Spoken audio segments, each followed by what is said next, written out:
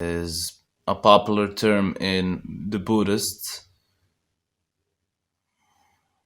In the Buddhists. What the fuck, my dude?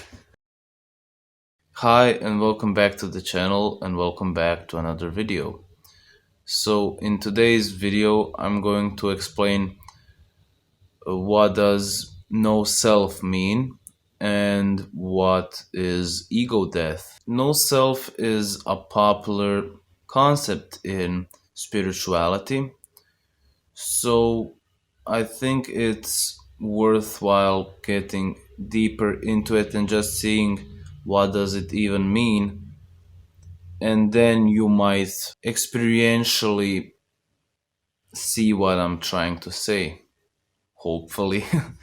So for the no self to make any sense, first you need to understand what even is a self. Well, I would like to start off with an analogy that I used before, and it's by with hands. Like, let's say for an example, this hand is one person and this hand is other person. Notice that both hands are part of the same body, and you can say it's the same person, like it's me. So both hands are me, and then one hand could gain some form of self-awareness, and the hand can get a feeling of separateness from the other hand. So in the same way, this, or what you call a person, is just a part of consciousness. It's not separate from any other part of consciousness. The only mind is the only one that creates the illusion of separateness. Notice that without a thought that said you are a separate human being and a person, then you wouldn't be a separate human being and a person, because all the limits and all the boundaries and what makes something a person is the thought. There is no objective boundary in reality to things. Like I said, only the mind creates boundaries, so it could survive better. So, for an example, what you call a person, or you could say, but I am this body. But you are not identified with the body, you are identified with the mind, and the mind who is perceiving the body. Notice that if someone or something cuts off your hand, that you're not identified with that part of the hand anymore. You are identified with the rest of the body. So, what then is you? What makes something you? Notice that from biology and science, we could say that this body is made out of organs and atoms and all those molecules and whatever. It's made out of smaller parts. Or, for an example, this hand and this hand are, we could say they are separate, but in the end, they are one. You identify them as part of you, as you. And my point is, hopefully you can see that there is no boundary and there is no limitation to reality, and there is no objective person really. If the person is only created by the mind, it's only a feeling. Or then the ego death is the hand realizing that it's a part of the body and that it's in fact the whole body. There is no division and there is no duality, and that what, like I said, the ego death is. It's the death of an illusion of the separate self.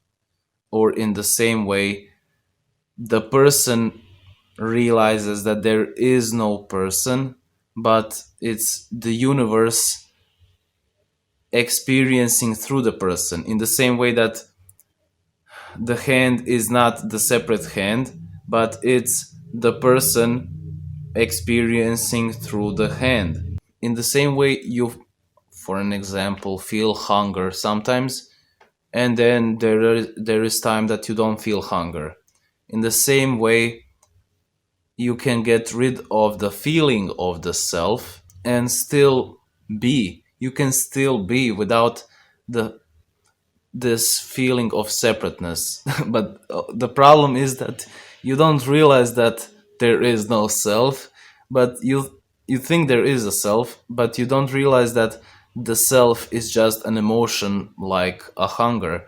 You are just buying into the story of the self. And of course, this all sounds, yeah, this sounds good, but you have to experientially see this. This can't be a belief and a philosophy and a religion.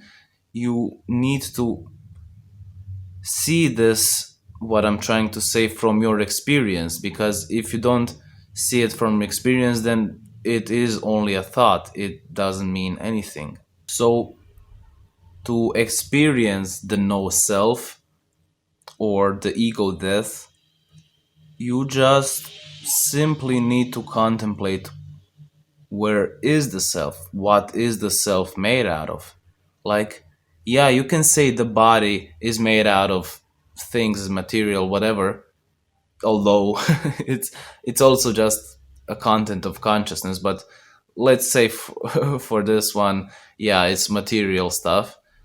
Then, from what material is the self made out of? What makes the distinction between this, what you call the self, and the rest of reality, the rest of consciousness, the rest of the universe? Or you can say, in other words, what makes, where is the self in the hand?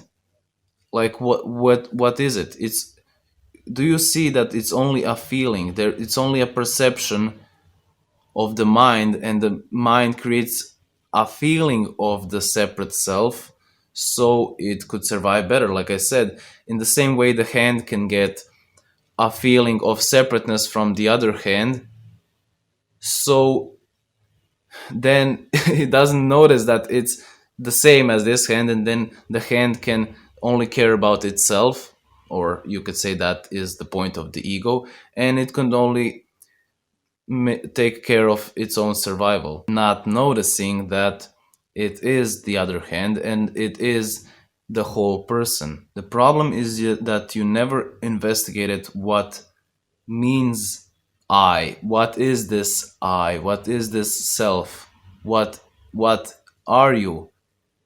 You take for granted because there is a thought that says, I am this person, I'm a human being, I'm going to school or I'm going to work and I have a job, kids, or whatever.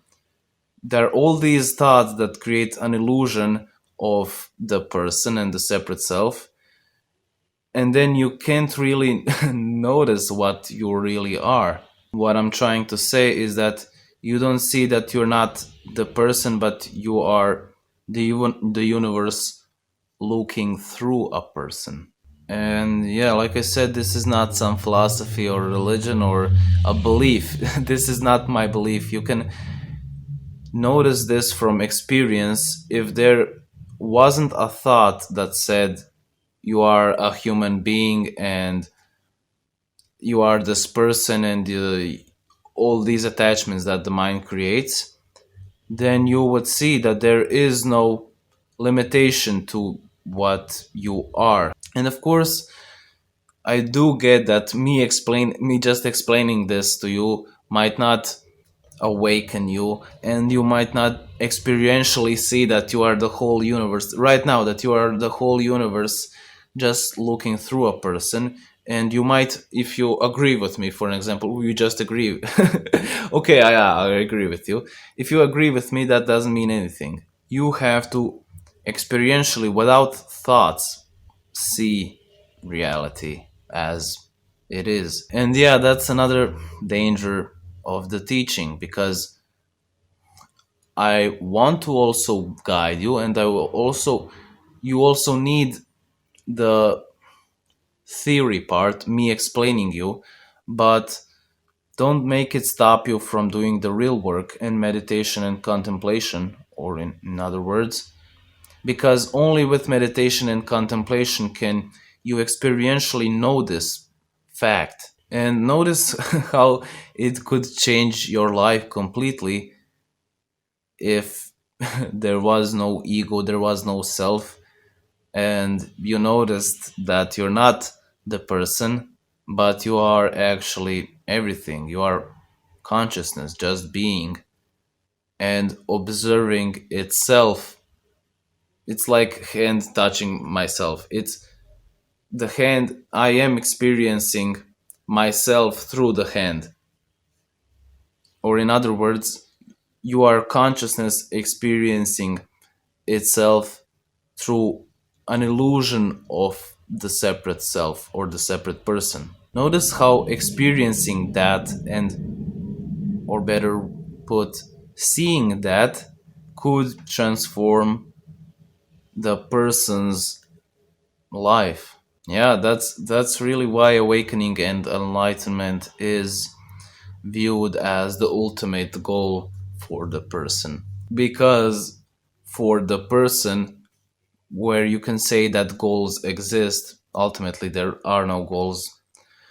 You could say, yeah, the enlightenment is the highest valued goal, because there is nothing better for the person but finding heaven, or finding unity, or finding love. And that is the self realization. That is realization of what you are. And I talked about this in my some of my videos. I will talk, of course, a lot about it in my future videos. But yeah, please, for your own sake, don't just fantasize about it and agree with me, even, or disagree, or whatever. Just meditate and contemplate on the self. What is the self? What is it made out of? You don't find actually the self.